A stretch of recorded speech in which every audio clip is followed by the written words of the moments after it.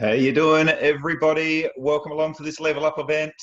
Michael Simon here, coming to you live from Fiji. Jump in the chat, let us know where you're coming in from. I can see people from all over the world, which I'm excited about. I'm excited for you guys to be on here today because this amazing, inspirational woman that we have on as our special guest today, I've been lucky enough, I guess, to know her for around about 15 years, I'm guessing. And the whole time that I've known her, she's been an entrepreneurial woman. She's been a driven woman. She's never just sat back and just gone with the flow and just settled for ordinary. She's always worked for extraordinary and always put in over and above. She's a mother of five, and she's achieved things in her lifetime that most wouldn't even dream about achieving. And so I'm excited to have her on the call here today because a lot of us think when we see successful people, when we see people that have gone and achieved extraordinary results, we often think that it's easy for them. They've had it like a dream run, or, you know, because of this, they've been able to do that. I guess we make these excuses up in our head. And we also think that, you know, conversations that you have behind the scenes, you know, I've always often thought, hey, I'd love to be a fly on the wall when, say, Richard Branson or Elon Musk or whatever, these people are just having conversations. I'd just love to be a fly on the wall. And what I've found now that I get to tap into some of these conversations, I get to spend time with some really successful people, is we're all human. Everybody talks about the same stuff. Everybody feels the same way about certain things. There's nothing secret that we don't already know to the path of success. And so the lady this evening or this morning, depending on where you are, she's no secret to most of you. Her name's Danielle Loxton. She's a green diamond in our company. And I'm going to pass it straight over to Danny so she can share a little bit with you around some of the topics that changed my life. When I heard her talk about this stuff, it totally, I actually said, when we were organizing this, I said to Danny, she goes, well, what would you like me to talk about? And I said, well, there was a training you did and I had to pick myself up off the floor after delivering it. You just smacked me around the head with so many gold nuggets, so much value, that I would love it if you could bring some of that onto this training. So I'm not going to waste any more time. I'm going to pass it over to Green Diamond, Miss Danielle Loxton. Thank you so much, Mike. Yeah, we've known each other for quite a while, and you guys have been there through a lot of the stuff that I went through in setting up my photography business and that kind of thing. So yeah, we've both, you know, I guess we've seen each other grow, like when you were growing your other business and then into Kyani, and the development just mentally and emotionally that's come from all of that as well. Like we've both, yeah, and Beck and Mick as well have all grown so much as people because of these experiences that we've had. So I'll get started. It's often impressive to people when they hear that we hit diamond in 4 months and green diamond in 9 months, but to be realistic about it, it's taken decades to get to these ranks. This isn't something that has happened overnight. It wasn't something that, you know, like Mike said, we didn't just get lucky. In order to become a diamond, there's a lot of skills and attributes and things that we have to learn and grow through in order to be able to maintain that rank and to continue to grow as well. So the first thing that I learned, I guess, is work ethic. I wasn't born into a wealthy family. I learned at a young age that in order to get the things that we wanted, we had to earn it. We had to work for it. My dad was running his own business and he was also working a night shift job as well, in order to give us what we needed. And while I didn't go without, you know, we weren't poor, we did struggle sometimes. And so I learnt that work ethic, and I learnt the value of things and the effort that it would take in order for me to go that extra mile and get those things that I wanted. Another thing that I had to learn was to have a thick skin. So, you know, and also, I guess, not to take things personally too. In order to survive in any business, you need to be able to just push through. And so I learnt this through modelling, actually. I started modelling at the age of 14. And I can't tell you how many jobs I went for in modelling that I didn't get, how many times I was told no. And I was being told no because of the way I looked. I wasn't looking like the image that they wanted for what they were trying to sell. So, you know, that was something I had to learn at a young age, to just move through that. And I had to learn to get over that and keep looking for that next opportunity, looking for that right fit for me. And so that also helped me when I came into Kyani and I was talking to people and people were saying no. I just kept looking. And I was like, okay, that's fine. We're not a right fit. That's cool. Keep going. Find that next person. And I'm not a green diamond because nobody said no to me. I'm a green diamond because I've had more no's than what most people have had. And I didn't let it weigh me down. I didn't let it bother me. And I did it in 9 months because I didn't give up. I didn't stop. I didn't waver. I didn't sit there and think, oh, they don't like me, or maybe I'm doing something wrong, or, you know, maybe this isn't, you know, the right path or whatever. I didn't think about any of that. I just kept going and looking for other people who were like me. I was like, they're out there. I know they're out there. I know I'll find them. I also knew that it wouldn't work unless I put the work in. So in order to build the business, I had to put in that effort. And I guess the biggest lessons that I've learned is in resilience, and also in belief in myself. And resilience is something that comes from experiences. It's hard to be taught resilience.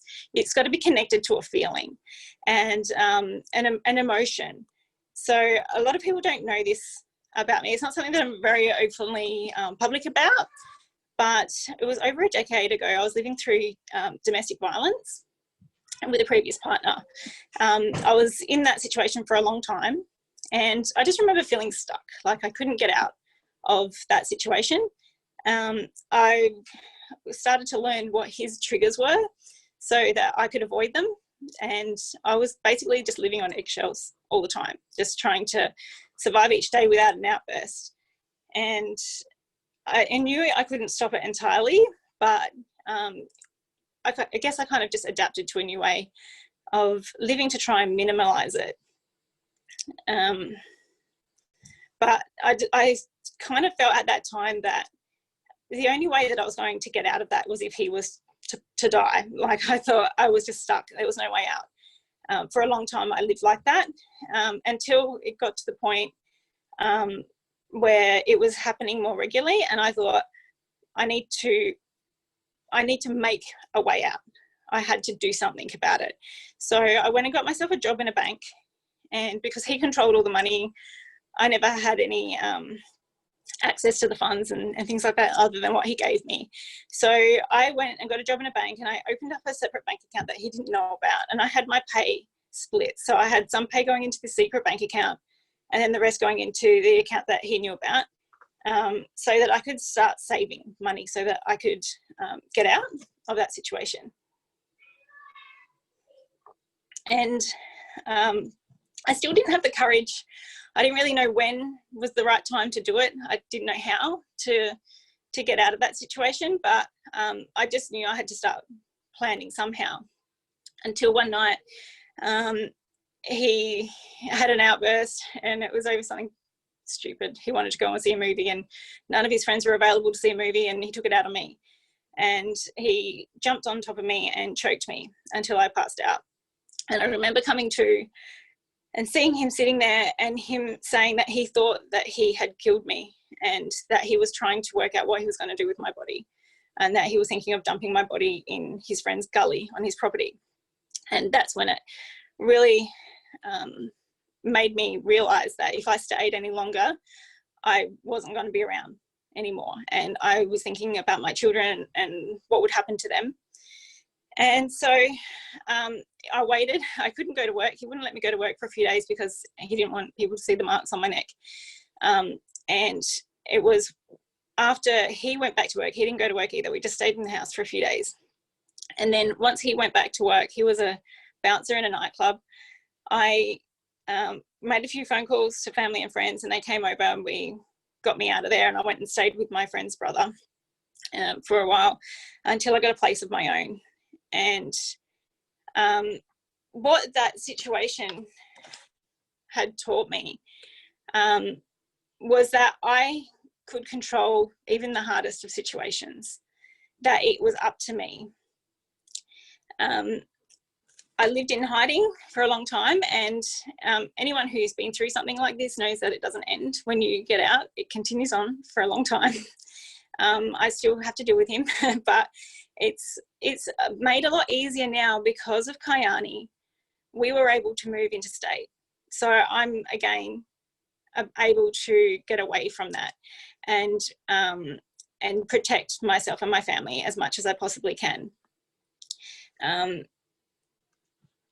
We always felt that we wanted to move interstate, but we never really had the means to. We couldn't because of Mick's job and my business, and we just didn't really have the income either to make a big move interstate. So when Kayani came along and we reached the diamond level, that was our very first, I guess, opportunity to get out and start anew. So we're very, very incredibly grateful that we were offered this opportunity to be able to do that.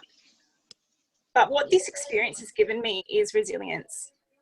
So I went from thinking that my only way out was if he was to die, to finding a way to save the money and planning it and making the timing work for myself to save my life. Like, I can't even think of where I would be if I had stayed. And it wasn't, when Kayani came along, I use that every time I'm going through something hard, going through a challenge in my life. I always think back to what I had to go through to find adversity, to get out and to survive and be a survivor. And I tap into that emotion. Everyone goes through stuff at some point. It could be losing a loved one. It could be starting a business from scratch and trying so hard to build that business from the ground up. It could be more of a physical transformation. It could be pushing your body to its limits. It could be any kind of traumatic experience or just a hard experience where you come out of it and gone, wow, I can't believe I did that. Any of those moments, that's the emotion that you need to tap into whenever you're going through something hard, when you're going through challenges. And it really does put things into perspective. You know, contacting someone on your chicken list, is that really hard?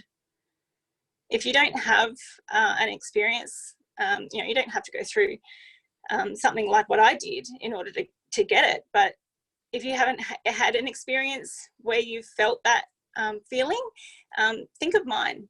Think of what I had to go through in order to protect myself and my children, and use that to think to yourself that what you're doing right now is not really that hard, and that you can do it. If I could do what I had to do, you'll be able to do it. With that belief, you know, it gave me the belief that I can do anything I put my mind to. It's up to me. If it's to be, it's up to me. And taking ownership for whatever that situation is. I could have stayed a victim. I could have stayed there and not learnt anything from that, not saved myself. But I decided to be a survivor, and I decided to move through it and come out the other side. And it's really helped me in everything. It just makes everything else a little bit easier when I'm going through it. Sure, we've had other challenges in life at other times, but nothing compares in comparison to that. And I'm just looking at my notes. I think I've covered everything. Yeah, I guess it's just, if you're ever feeling stuck and feeling like what you're doing is hard and you're struggling to get through it, you've just got to think back to a time when you overcame something, whatever that challenge was, and tap into that emotion and push through it. You'll find it's actually not as hard as what you're thinking it is. It's just a block in your own mind. That's it. Danny, thank you so much, obviously, for going down memory lane there and reliving some of that stuff. I know it's obviously incredibly traumatic and emotional. So thanks so much for doing that. But you know, I love it when you do share that, because of first of all, you know, how strong you've been through the whole process, and who you've become in the process. You know, there's people, you know, there's a story that I love that a mentor of mine has shared 20 years ago. And it's a story around two twin boys. They had an alcoholic criminal father, and you know, they followed these boys through childhood, adolescence, like growing up into adults. And one had become an alcoholic and a criminal. The other one had become a really successful person, high-paying corporate job. You know, everything that we associate with success. And when they interviewed him in their 30s, the guy who'd become the alcoholic and criminal said, "What do you expect? Like, have a look at my father." And the guy who became really successful said exactly the same thing. "What do you expect? Have a look at my father." You know, one used it as an excuse as to why he doesn't have to try and go forward. And the other one used it as fuel, as if to say, "I'm never going to be like that again. I'm never going to be in that situation. I'm never going to be that person." And sometimes it's just a decision. You know, the same thing happened to both of those people, but one just put a line in the sand and said, "Not acceptable, will never happen again because of this," and change the direction. And you know, the courage it would have taken for you in that situation to make the decision, first of all, to do it, you know, put the plan in place for the perfect timing to be able to pull the trigger and go and do it. You know, it's incredible. And then when you look at this business and you look at other things in life, things that stop us dead in our tracks, what the hell are we doing? Like, simple things stop us dead in our tracks. And, you know, we have all the excuses in the world, and we sit back on the couch and put on Netflix or whatever. And it's like, my God, like, what are we doing if something like that stops us in our tracks? All of us have, you know, we've all had our own demons. We've all had our own challenges that we've all overcome. And so, as I said at the intro of this, anyone who's succeeded on a high level in business, in sport, in whatever it is, that I guess what I'm trying to get across is no one is exceptionally special. There's a very small amount of people who are exceptionally special in who they are. Most people have just made a decision. They've said enough is enough. They've gotten consistent. They haven't let anything stop them in their tracks. They've done simple things, but they've done simple things consistently, and they've done them really well. You know, it's not doing crazy things every now and again. It's doing simple things every day, doing them really well. And that, you know, gives us that consistency. And so when, you know, some of the gold that you were sharing there, well, the foundation for all of it, work ethic.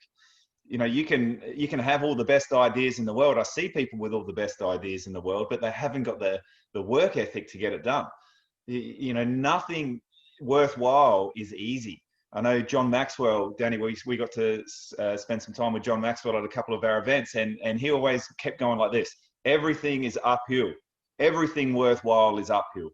Absolutely everything. Like, you just can't roll like a pebble or flow like a river down to success. You've got to, you know, paddle upstream and go forward. So it's work ethic that's going to do that. Understanding the value of things. I find that incredibly important. There's so many things that this business can do for us, the journey in this business. And some people then start to take it for granted after a while. We've all seen that. We've seen people create success and then not remain humble and not understand the value of what they have.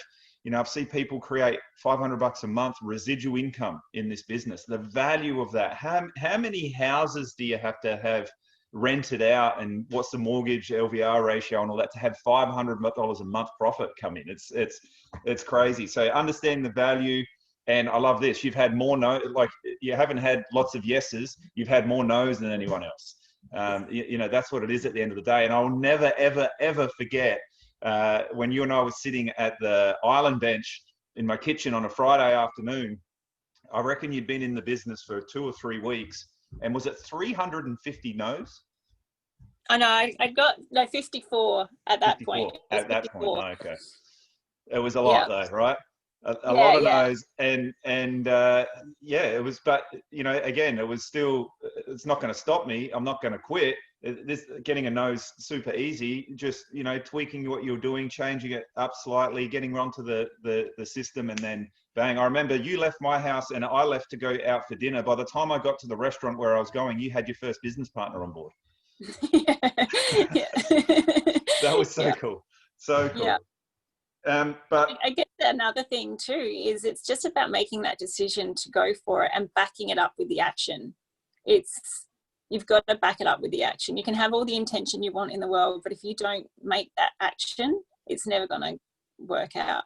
100%. And Mr. Rick Carney did an amazing training a few weeks back on, I think the title was 8 to be Great. And it was the ingredients for success. And they're all absolutely important.